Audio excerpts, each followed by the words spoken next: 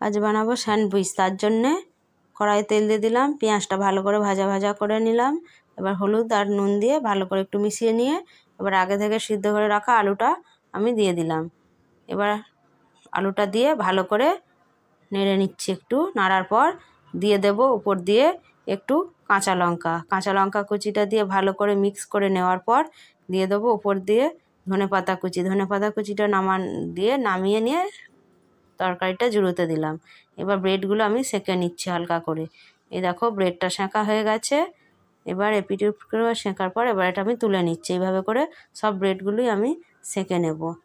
এই দেখো বাটার দিয়ে খুব ভালো করে ব্রেডগুলো একটু সেঁকে নিয়েছি।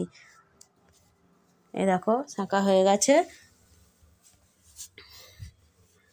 এইবার এই ব্রেডগুলো আমি সেঁকে নিই। এর উপরে আমি দিয়ে দিলাম একটু গ্রিন চাটনি। এবার তরকারিটা ভালো করে চাড়িয়ে দিলাম। এই দেখো ভালো করে চাড়িয়ে দেওয়ার পর আর একটা ব্রেড নেব। ওই ব্রেডটার উপরে দিয়ে দেবো টমেটো সস। এটাও ভালো করে ব্রেডের উপর লাগিয়ে দিলাম। এবার এটার উপরে এটা চাপিয়ে দিলাম। এই ব্রেডটা আমি এইভাবে করে বানিয়ে নেব। দুরকমভাবে বানানো দেখাচ্ছি তোমাদের।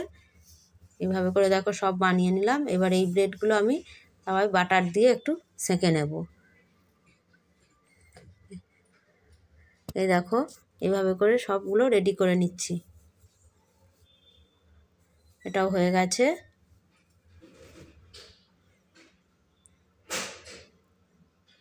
এবার তাওয়ায় বাটার দিয়ে দিয়েছি। এবার এইগুলো সেঁকে নেব।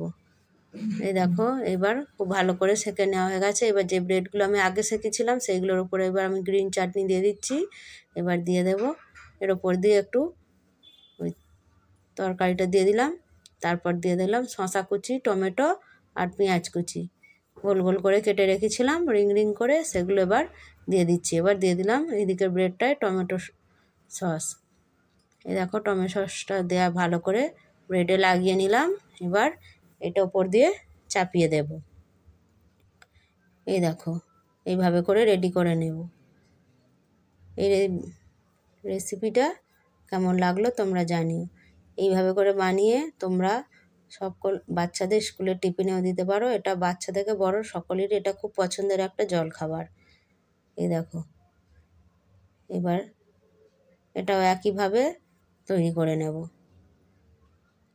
এই দেখো এবার এর উপরে দিয়ে দেবো শসা, পেঁয়াজ আর টমেটো। শসা, টমেটো, পেঁয়াজ দেওয়া হয়ে গেছে। এবার আর একটা ব্রেড নিয়ে নেব। এবার ওই ব্রেডটার উপরে আমি লাগিয়ে দেবো একটু টমেটো সস। এইভাবে করে আমি সবগুলো এক এক করে রেডি করে নেব।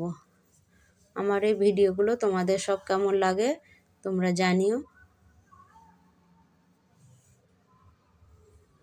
এই দেখো এইভাবে করে সবগুলো আমি রেডি করে নিচ্ছি। ভালো লাগলে তোমরা একটা লাইক করে দিও আর কেমন লাগলো কমেন্ট করে জানিও। এই দেখো সব রেডি হয়ে গেল।